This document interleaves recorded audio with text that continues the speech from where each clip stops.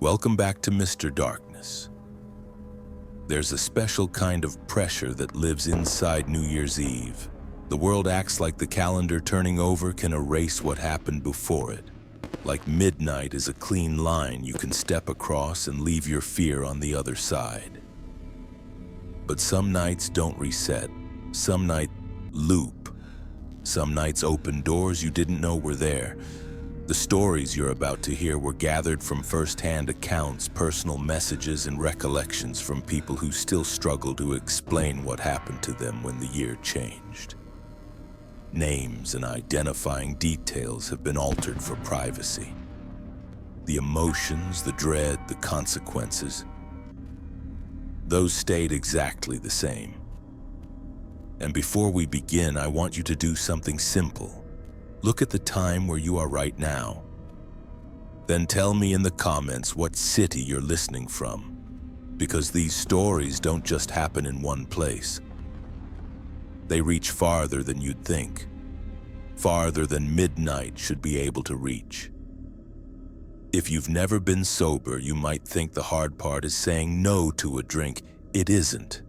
The hard part is the quiet, when your own brain starts negotiating with you like it's a lawyer hired by your worst impulse. When you're alone and tired and the year is ending and you can practically taste the relief you're not allowed to touch. That's why at 11:30 p.m. on New Year's Eve, I didn't stay home. I'd been sober for 8 months. 8 months of white-knuckling mornings, rebuilding trust, and learning how to sit with myself without trying to numb the edges off my life. My sponsor, his name was Darren, used to say the dangerous thing wasn't the parties. It wasn't champagne. It was isolation. The moment you're alone, he told me, your brain starts telling you you're the exception to every rule. So I laced up my running shoes and left my house in Charleston, planning to walk until the craving passed. Just a loop, a familiar loop, 15 minutes, maybe 20, in and out, home before fireworks started, except the air felt wrong for December.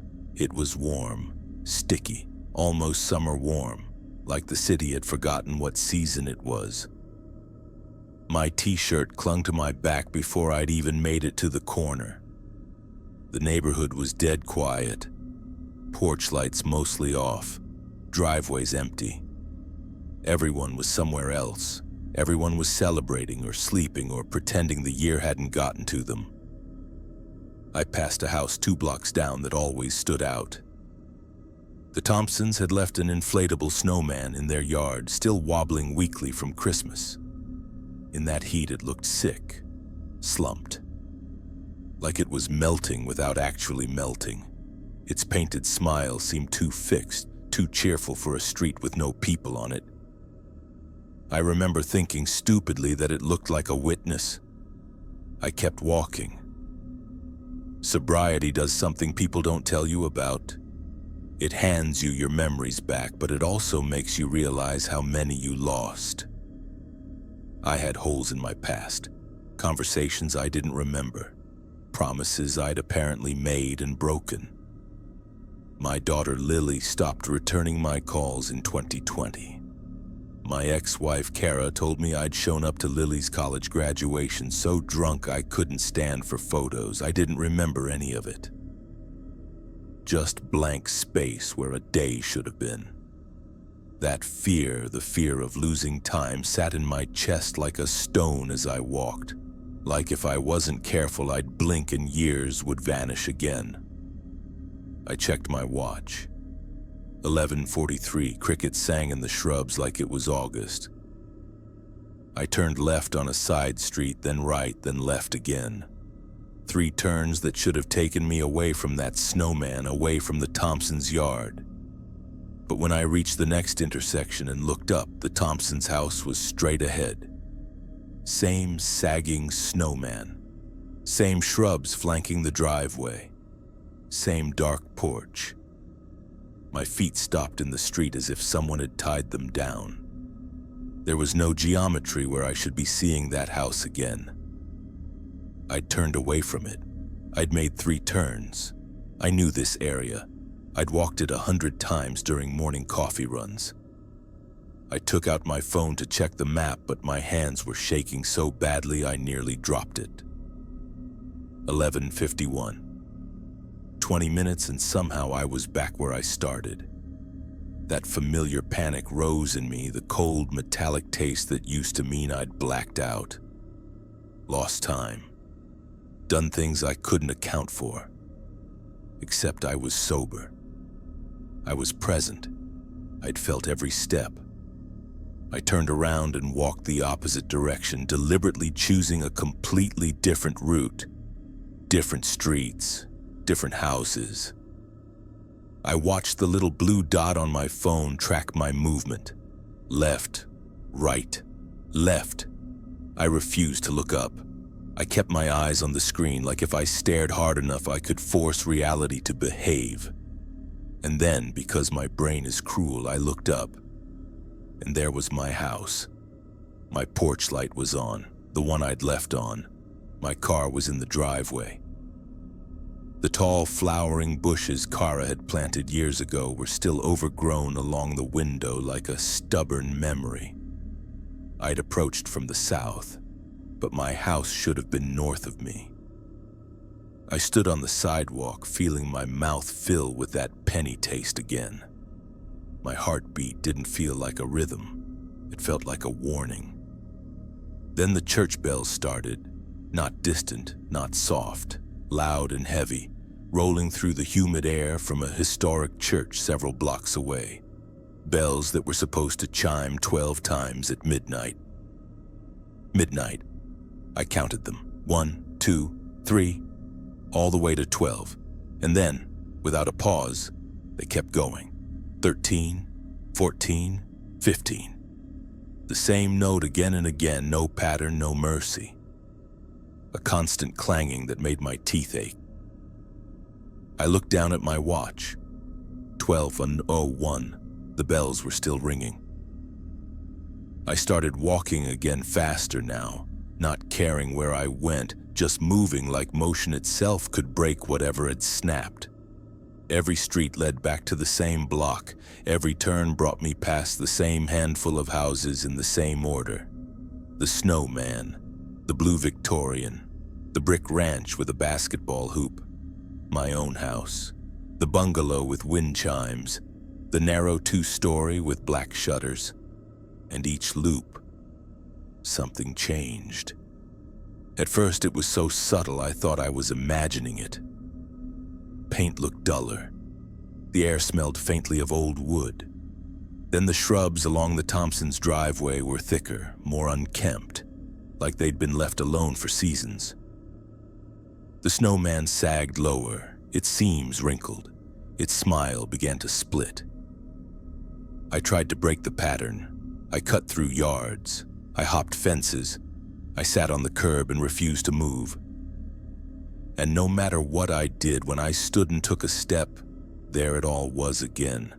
The same street, the same houses, the same relentless bronze note from the church. My watch wouldn't move past 12:01. It kept ticking seconds, but the minute never changed. My phone showed no service, and the battery percentage stayed frozen like a lie. And then I noticed the worst part. Time was moving around me, not forward like normal, sideways, compressed. Seasons flickered in the corners of my vision like a broken video. Leaves appeared, browned, fell. The heat thickened, then thinned. A winter chill touched my arms for a second, then vanished. The neighborhood aged while I walked. The Victorian's porch railing cracked. The brick ranch's hoop rusted. The wind chimes lost pieces until they clicked like teeth. I started pounding on doors, screaming for help. No lights turned on, no windows opened. Then, on one pass, I saw her.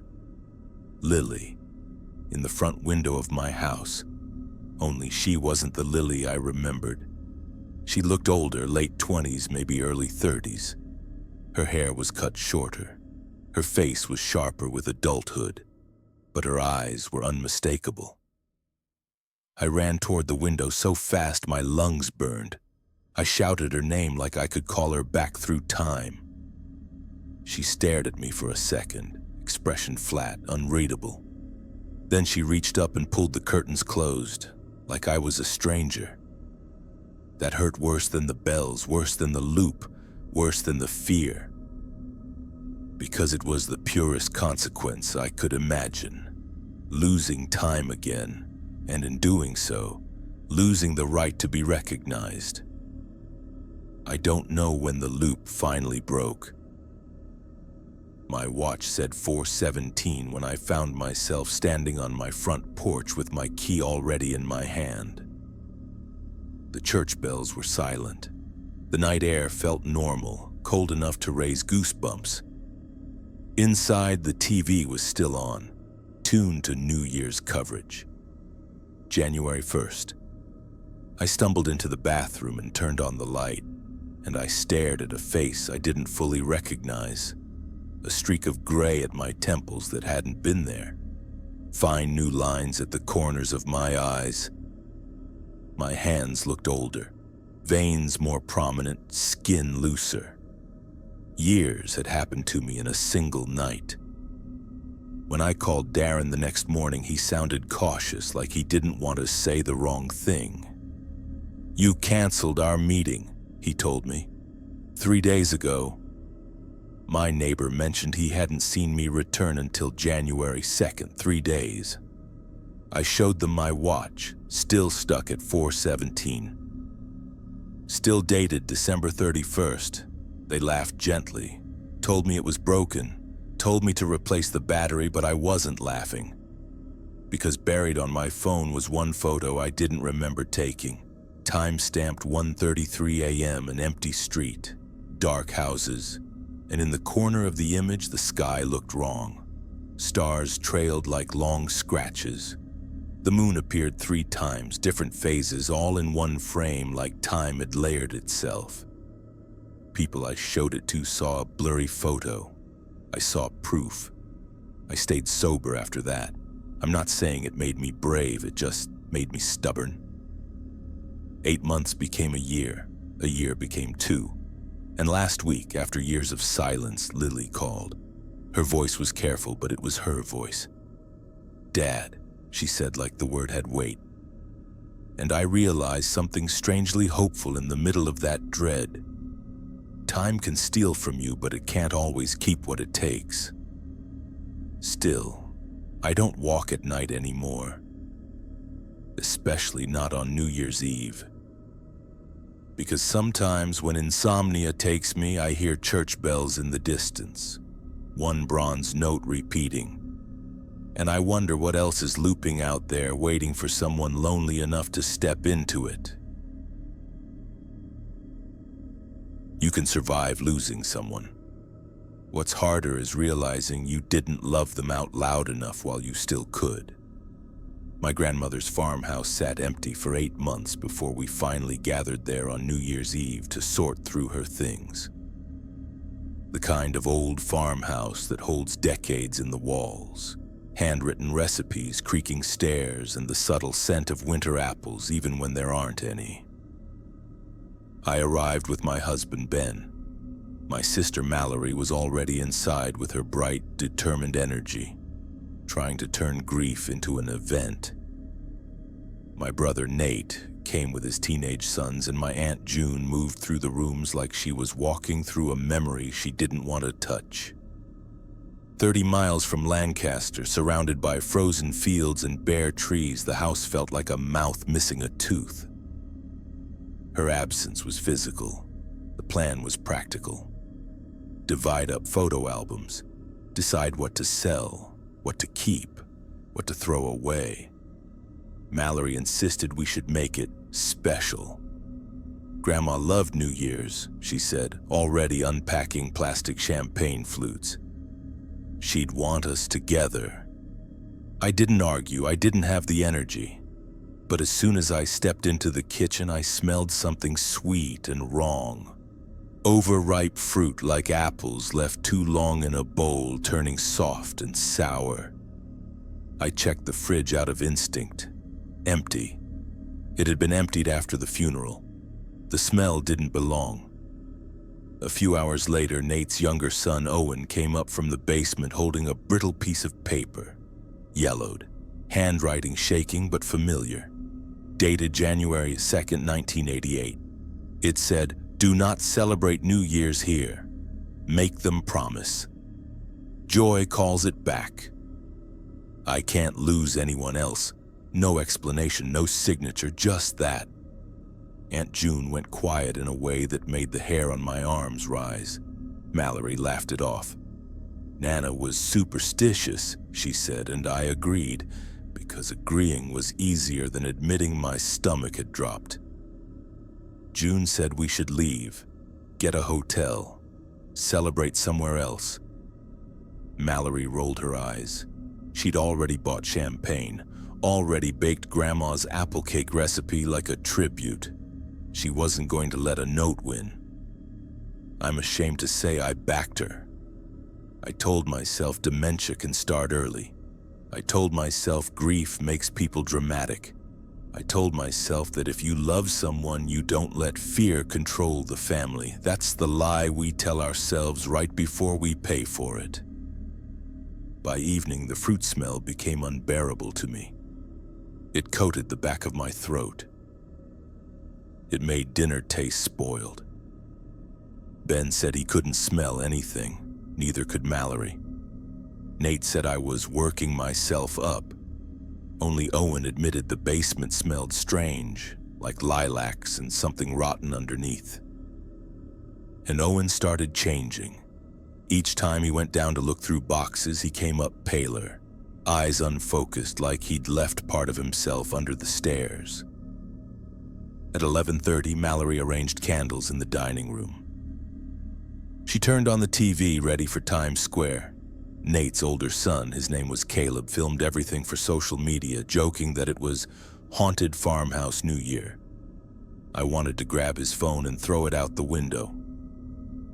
At 11:58, the basement door made a sound, not a creak, a wet sliding sound like something heavy dragging across concrete. Owen heard it. I saw his face go gray, but when I asked, he shook his head as if saying it out loud would make it real. Mallory started the countdown anyway.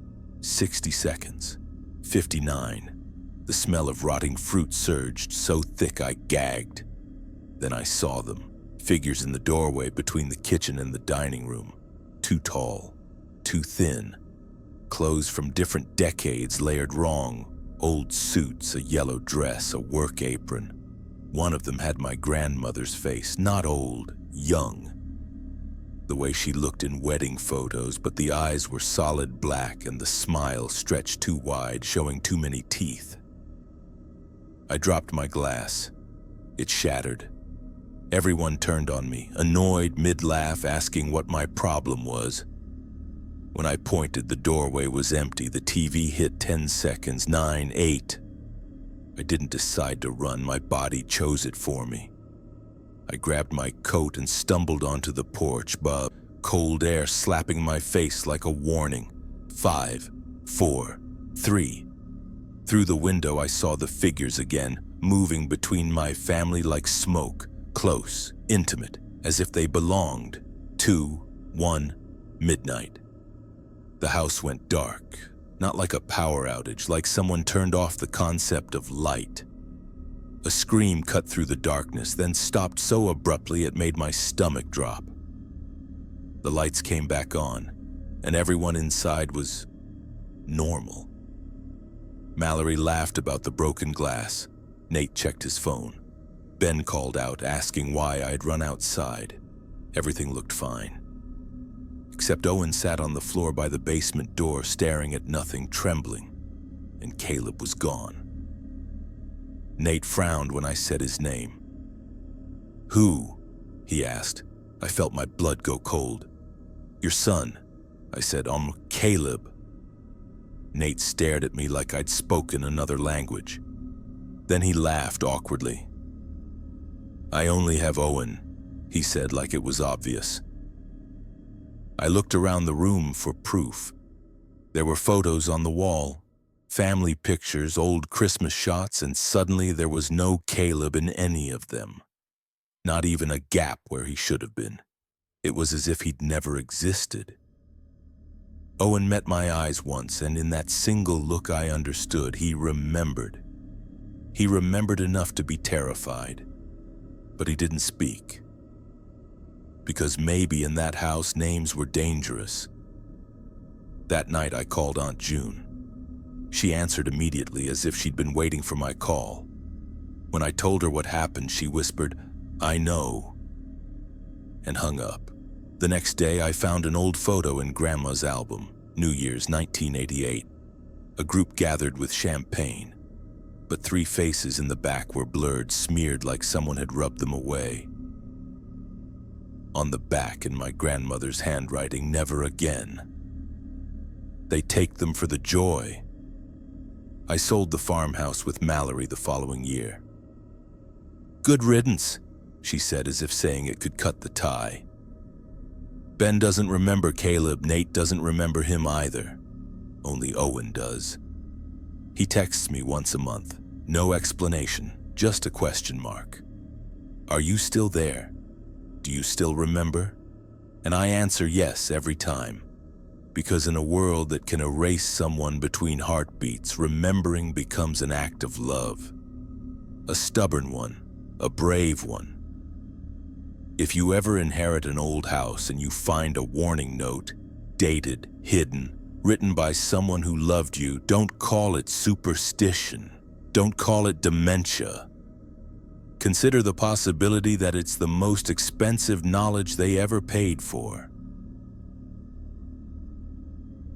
The first knock came at 12:01 a.m. 3 knocks, slow and deliberate. By the time I realized the porch was empty, the footprints had already reached my threshold. My father died in October, and by New Year's I was alone in his Dorchester house, sorting through 50 years of accumulated life while snow stacked against the windows like a quiet threat. I worked for the Postal Service. Same streets every day, same rhythm. It kept me upright. Grief tries to collapse your posture, routine fights it. Dad had been obsessive about Scottish traditions, especially first footing. The belief that your first visitor after midnight determines your luck for the year. He did it like it was a legal document. The visitor should be dark-haired, bringing coal and whiskey and shortbread, entering through the front door. Dad always invited his friend Graham to arrive at exactly 12:01. Now Dad was gone. Graham was in a nursing home with dementia, and I was trying to honor something I didn't fully understand. So I prepared the way Dad would have. Coal in a brass scuttle by the door, a bottle of scotch on the sideboard, shortbread in the tartan tin. I even wore one of Dad's old sweaters like a borrowed shield. At 12:01, the knocking hit the door. 3 heavy knocks, not the bell. I froze, glass halfway to my mouth. I wasn't expecting anyone. The snowstorm had shut down the neighborhood. I could see through the front window that the street was empty, buried, silent. I turned on the porch light and looked through the peephole. Nothing. When I opened the door, the porch was empty, but the footprints were there deep in the snow leading up to the threshold. And they didn't lead away. Like someone walked up and simply ceased to exist. I called out.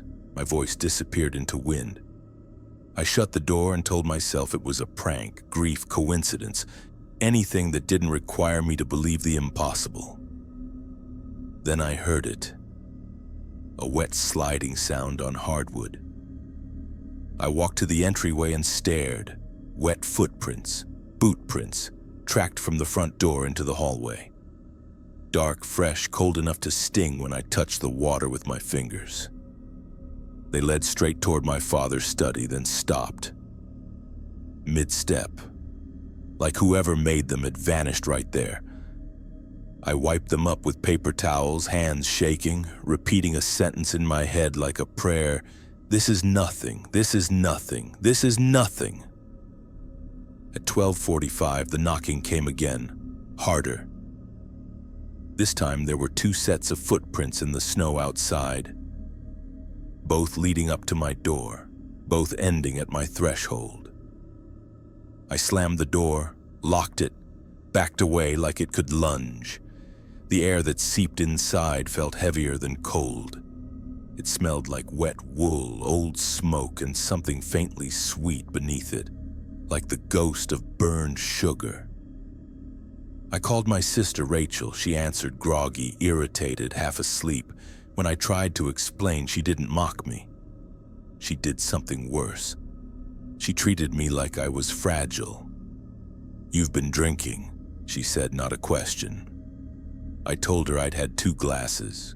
She sighed like the conversation was already over.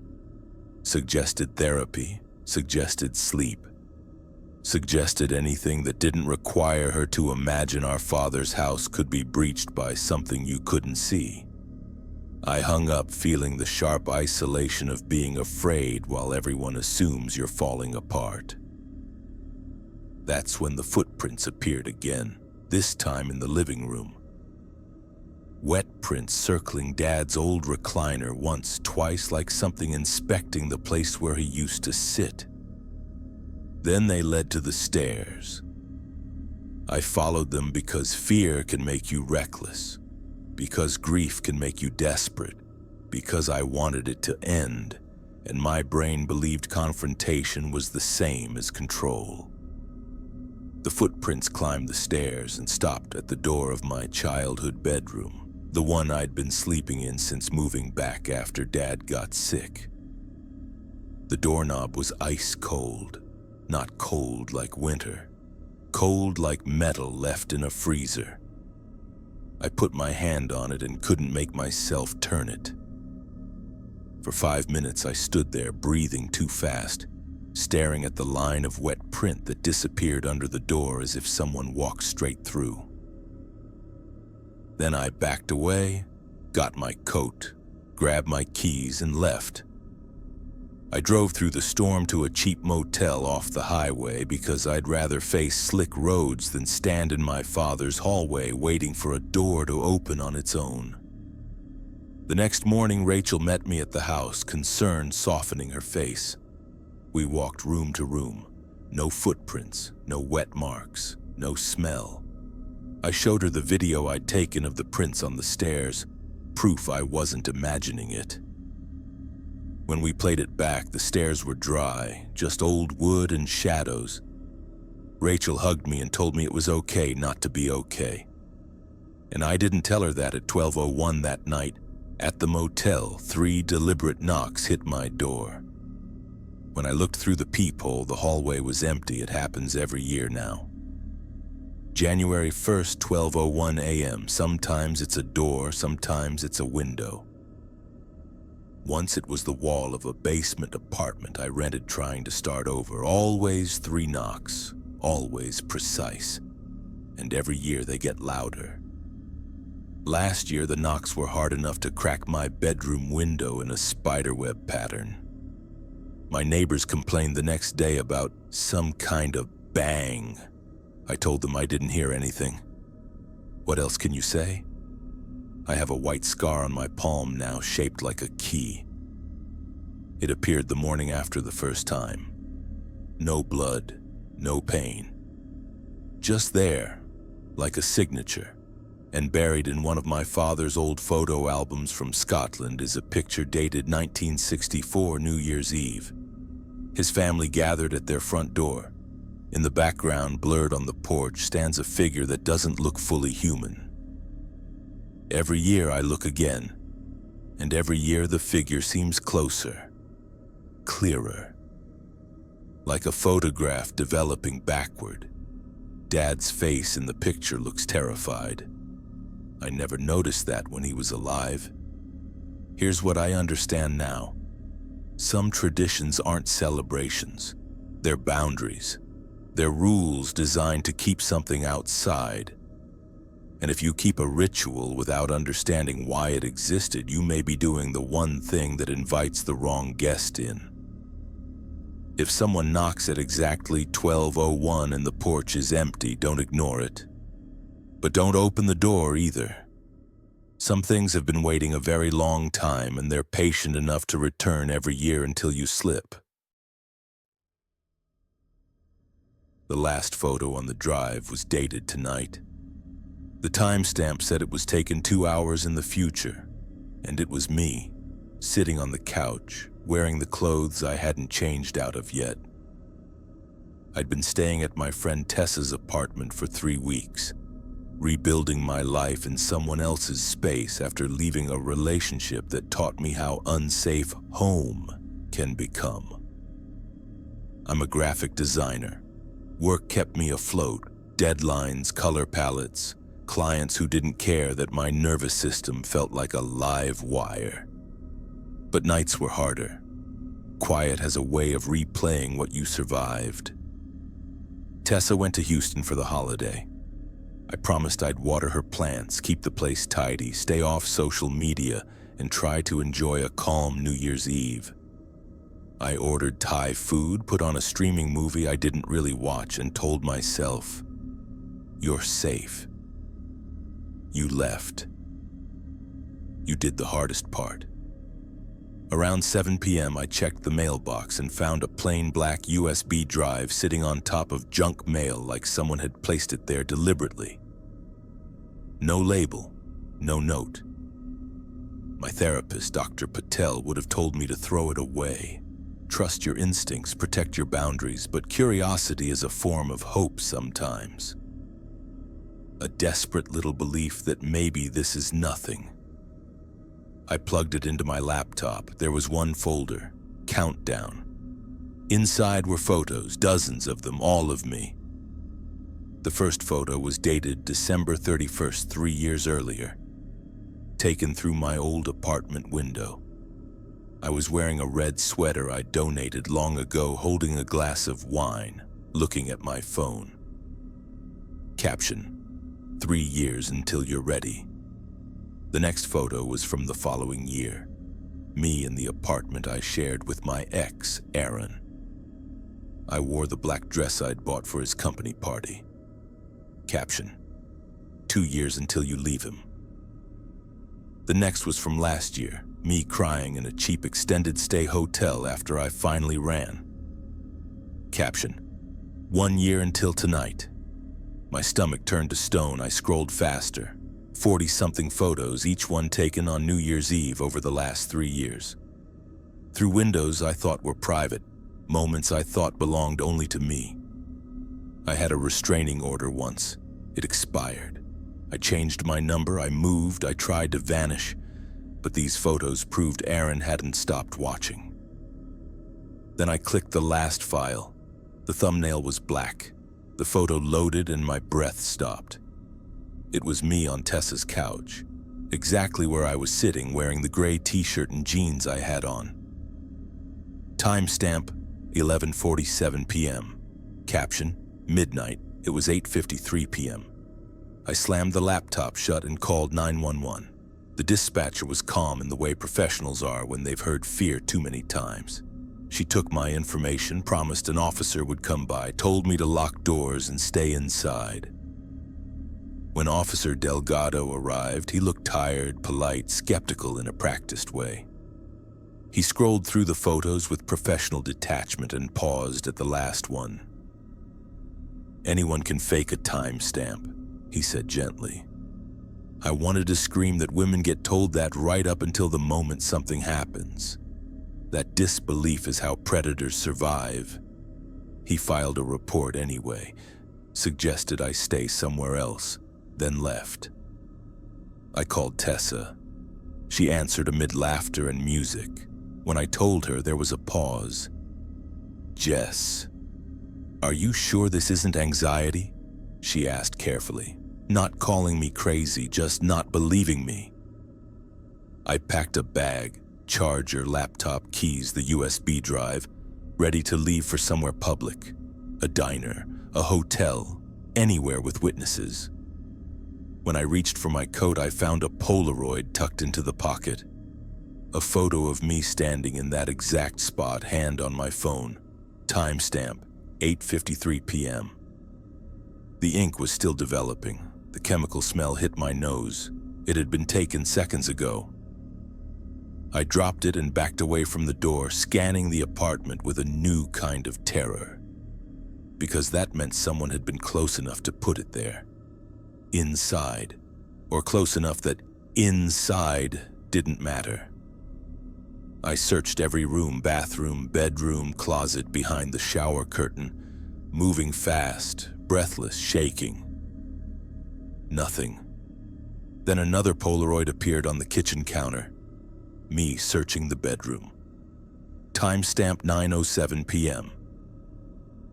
Taken from the angle of the living room window. But the curtains were closed. I pulled the curtain back a fraction and looked out at the building across the street, an older warehouse conversion with half the units empty. In a dark third-floor window, I saw a small red dot, a camera indicator. Then a flash bright enough to leave spots in my vision. My body moved before my mind could. I ran down the stairs out into the cold Austin night and toward my car. On the driver's seat sat another Polaroid, me running down the stairwell. Timestamp 9:23 p.m. right now. I drove straight to the police station because I didn't care if I looked dramatic anymore. I needed someone to believe me while I was still alive to insist. A different officer took my statement, patient but overloaded. She promised they'd check the building. I didn't go back to Tessa's. I went to a crowded 24-hour diner off I-35, chose a booth where I could see the door, ordered coffee I didn't drink, and watched the clock crawl toward midnight. At 11:55, Officer Delgado called. They found an abandoned unit on the third floor. Inside, the walls were covered in photos of me, hundreds, maybe thousands, maps of my routines, notes about my schedule, a calendar with New Year's Eve circled for years. A countdown. But Aaron wasn't there. No camera gear, no computer. Just evidence that he'd been watching far longer than the 3 years the folder showed. Midnight came and went. Outside, people cheered, horns honked, fireworks cracked. Nothing happened. And that should have been relief. Instead, it felt like the most terrifying possibility. Maybe the point wasn't to hurt me physically. Maybe the point was to make me understand how thoroughly I'd been seen, how little control I'd ever had. They searched for weeks, found nothing solid. The case cooled in that familiar way cases do when the threat is patient. The USB drive is in a safe deposit box now. But the last photo, the one with 11:47 p.m., never stays deleted. I wipe it, and days later it reappears in my downloads folder like a bruise returning. As if the act of creating it made it real, even if I escaped the moment. Here's the thing I say out loud now, because fear thrives in silence. Leaving is not weakness. It is courage. And if you ever feel watched, if someone knows details they shouldn't, if your instincts scream even when evidence is thin, trust yourself early. Don't wait for someone else to be convinced. Because the countdown doesn't always end at midnight. I saw the wreck the first time at 11 p.m., the second time at 11:30. The third time, just before midnight, was when I saw my own license plate burning. I was 23, working for a courier app called Road Drop, driving packages across Nebraska because I needed the money. And my student loan payment was due January 2nd. I'd taken every shift, every bonus run, every late night incentive. By New Year's Eve, I'd been awake 19 hours. At mile marker 437 on I-80, I passed a sedan crumpled against the guardrail. Hazards blinking weakly through the snow. No ambulance, no flares, no police. Just the car, wrecked and alone, as if the highway had swallowed it and spit it out. I remember gripping the wheel, telling myself I should stop. Someone might need help. Then I pictured my app rating dropping, my paycheck shrinking, and I didn't stop. I told myself someone else would handle it. 30 minutes later, after a warehouse drop near mile marker 428, I merged back onto I-80 and saw the same wreck again in the same place. Only now flames crawled under the hood, orange and hungry, melting snow into black slush. I slowed, heart hammering. This time there were other cars pulled over. A pickup with flashers. Someone standing outside with a phone to their ear. Relief flooded me. They've got it. They're calling it in. I kept driving. My hands shook on the steering wheel. I cranked the heat even though I wasn't cold. The license plate caught my eye in the mirror, red and white Nebraska. But I couldn't remember the numbers. Only the sick feeling that it looked familiar. At a gas station near Lincoln, I checked the traffic app. No reported incidents between 420 and 440. Green lines. Clear road. I refreshed twice. Nothing. My last delivery took me west again, mile marker 445. It was 11:50 when I got back on the highway heading east for the third time. Snow fell harder now, fat flakes that stuck faster than my wipers could clear. The road shone with that polished look that usually means black ice. I drove 50 in a 65, jaw clenched, radio off so I could hear everything. When I hit 436, I saw lights ahead, red, blue, white, flashing through snow. My chest loosened. Okay, it's real. Help is here. I'm not hallucinating. But as I drew closer, I realized there were no emergency vehicles, no police cruisers, no ambulances, just the wreck, fully engulfed now. Fire roaring into the night while the hazards blinked stubbornly through smoke. I pulled onto the shoulder 40 feet before it, put my car in park, and stepped out. Heat hit my face from the flames. The smell was burning rubber and something worse, chemical and wrong. I walked closer against every instinct because guilt is a leash. Through the fire, I saw a shape slumped over the wheel. Then I saw the license plate, red and white, 873 HTK, my plate, my numbers, my car. I spun and looked back at my own vehicle on the shoulder behind me, a silver Honda, intact, idling, same model as the burning wreck. My phone said 11:57, my vision narrowed. I ran back to my car, locked the doors, shut off the engine, and sat there breathing like I'd been chased. I watched the dashboard clock tick. 11:58, 11:59, midnight, Happy New Year. The burning wreck stayed in my side mirror, flames dancing like they had all the time in the world. I forced myself to wait. I counted breaths, because counting is something sober people do, something anxious people do, something people do when they need proof they're still in control of their own body. At 12:15, I turned the key. The engine started. I put the car in drive and rolled forward slowly, 20 miles an hour, passing the spot where the wreck had been. There was nothing. No scorch marks, no debris, no melted snow, just clean blacktop and fresh powder like the highway had never been touched. I drove home with my hands shaking so badly I had to grip the wheel like it might float away. At 1:30 a.m., I parked and walked around my car with my phone flashlight. The driver's side rear panel just above the wheel well was crumpled inward, not catastrophic, but real. Metal buckled, paint scraped. I hadn't hit anything. I took 6 pictures. The damage showed clearly, but the license plate in the photos wouldn't resolve, not my registration. Not any numbers I recognized, just a smear of red and white that refused to come into focus no matter how I zoomed. I quit road drop the next morning, effective immediately, no debate. My roommate didn't remember the call I made that night. He insisted I never called, even when I showed him my call log. "Phones glitch," he shrugged. "But cars don't crumple by accident when you've hit nothing." I didn't fix the dent. I couldn't. It felt like erasing evidence of a warning I'd deserved.